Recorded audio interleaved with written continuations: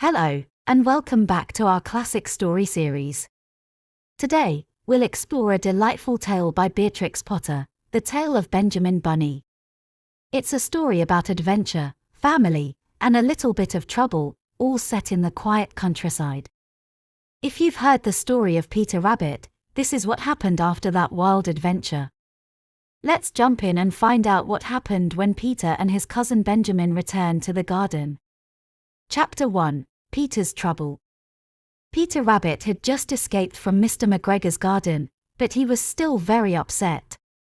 He had lost his jacket and shoes while running away. His mother was angry and made him stay in bed. Peter was feeling ashamed. He didn't want to talk about what happened. But someone was coming to see him, someone who didn't think the adventure was over yet.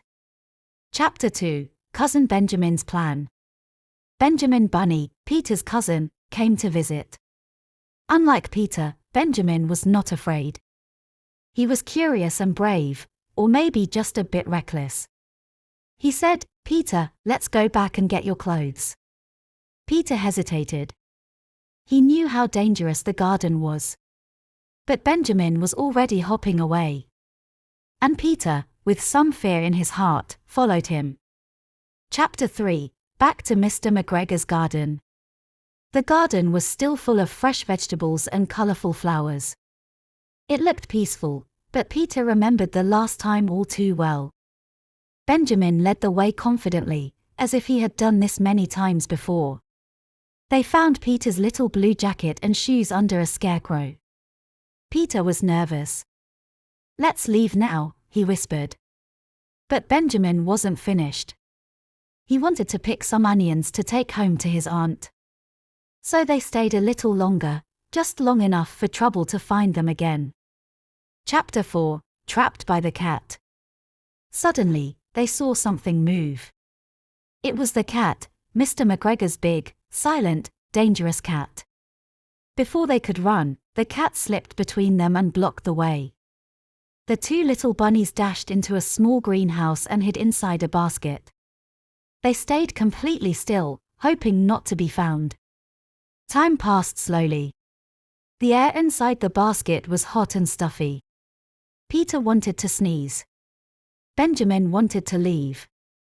But the cat was waiting outside, silently, patiently. Chapter 5. Benjamin's father arrives. Just when they thought they might stay there forever, something wonderful happened. Benjamin's father, Mr. Bunny, came into the garden.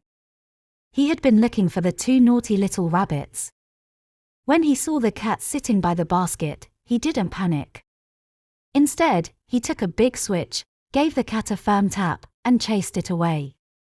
Then he pulled the basket open and there they were, Peter and Benjamin, hot and scared. He didn't say much, but he didn't look pleased. He picked up Benjamin by the ears, took Peter's things, and marched them both out of the garden. Chapter 6. Home again, lesson learned. Peter went home in silence. His mother was glad to see him, but he didn't tell her the full story. He just had tea and went to bed early. Benjamin, on the other hand, was given a serious lecture by his father. No more adventures for a while.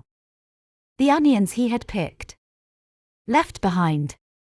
But even after all that, Benjamin smiled a little. He thought it had been worth it, just for the thrill of the day. Conclusion: a small tale with a big message.